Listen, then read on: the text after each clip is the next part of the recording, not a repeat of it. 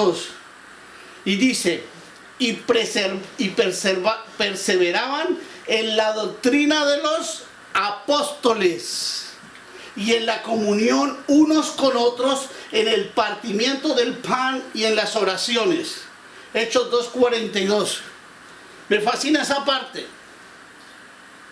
¿Cómo llegó a tener tanta gente en la iglesia primitiva? La gente predicaba y perseveraban en la doctrina de los apóstoles. Tenemos que volver al movimiento antiguo. Tenemos que volver a las sendas antiguas, dice la palabra. Tenemos que volver a coger el arado de la mano del Señor. Tenemos que volvernos a poner el yugo del Señor sobre nosotros, sobre la iglesia. Tenemos que volver a la iglesia primitiva, donde se reunían todos y perseveraban en la doctrina de los apóstoles y tenían coinonía, comunión, relación unos con otros, partiendo el pan y en oración. Y dice más adelante, si tú lees el 2:43, y el Señor iba agregando más personas a la iglesia. Amén. Entonces, el secreto, tú quieres tener un ministerio grande, tienes que perseverar en la doctrina de los apóstoles.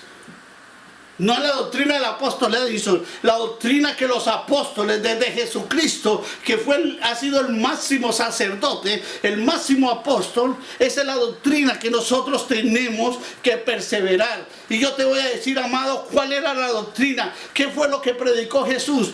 Reino. No tenemos que buscar revelaciones del otro mundo, que por qué hay extraterrestres, que por qué se va a acabar el mundo. No, tenemos que predicar lo que predicó Jesús.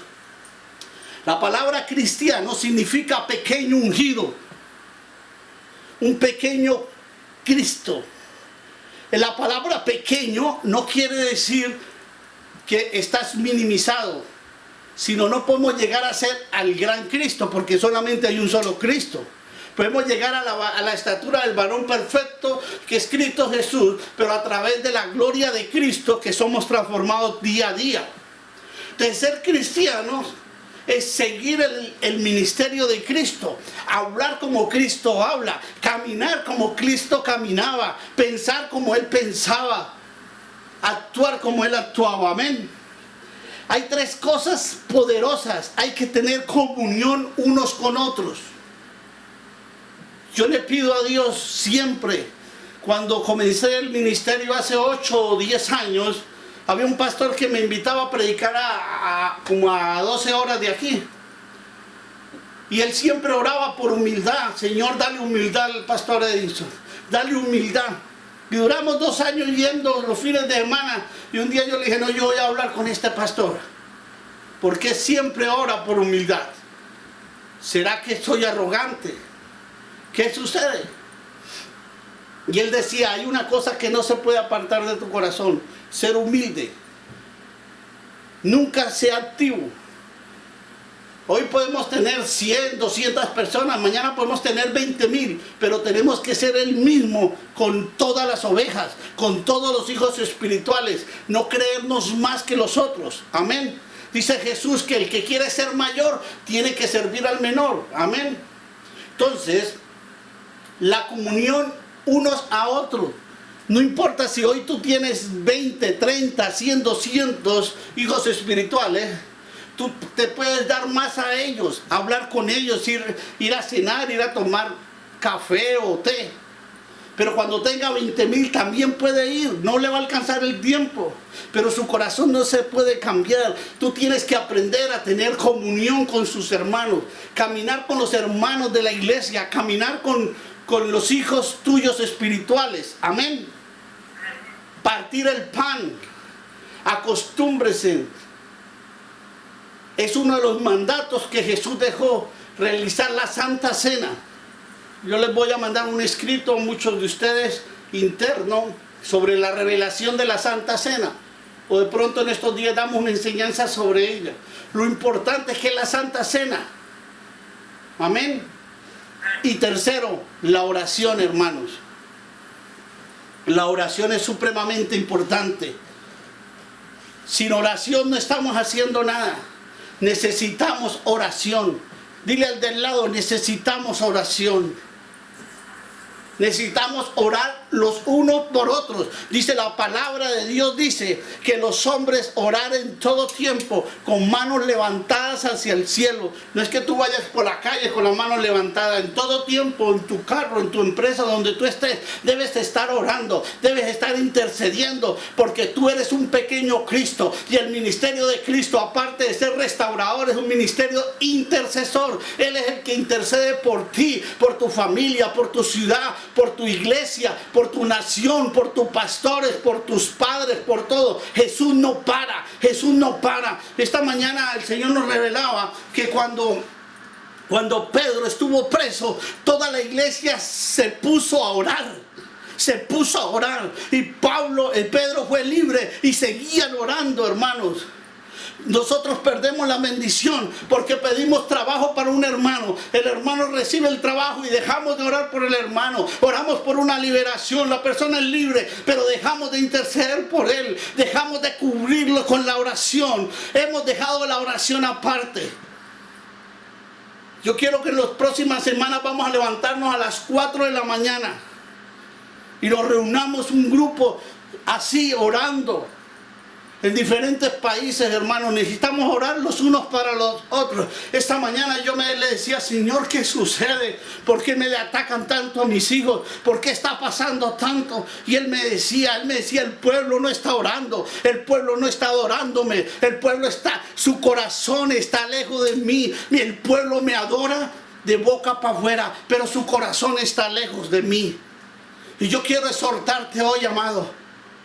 Tenemos que orar los unos por los otros. Hay que orar por tu papá, por tu esposa, por la nación, por tu pastor, por tu apóstol, por su profeta, por tu líder. En todo momento necesitamos cubrirnos en oración. La oración es una arma poderosa que Jesús nos enseñó. Amén. Jesús nos pide que estemos orando unos por otros. Qué poderoso es esto, hermano. Jesús predicó reino. El reino es todas las riquezas del Padre. El reino son las señales, los milagros, los prodigios.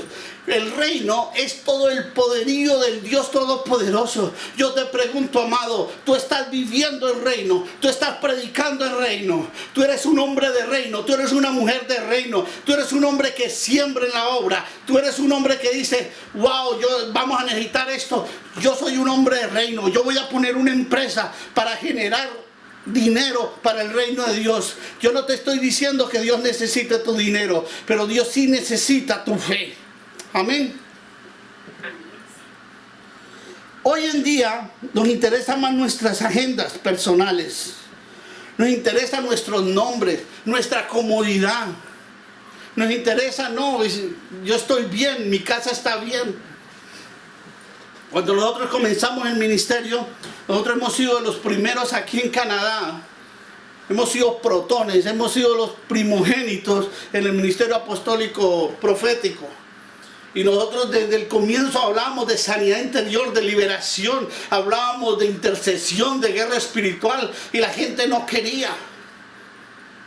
Nos reuníamos en las asociaciones de pastores y era a tomar café y a hablar tonterías, hacer campañas evangelísticas para evangelizar los cristianos. Y yo les decía, no, hermano, nosotros necesitamos reunirnos a las 5 de la mañana, 4 de la mañana, los domingos, los sábados. Si no pueden entre semana, tenemos que ayunar, tenemos que vigilar, tenemos que orar. Y la gente decía, no, yo estoy bien, mi casa está bien. Yo en esa época mis hijos eran adolescentes, hermanos. Y no me da vergüenza porque toda honra y gloria es para Dios. Mi hijo menor estaba en la droga.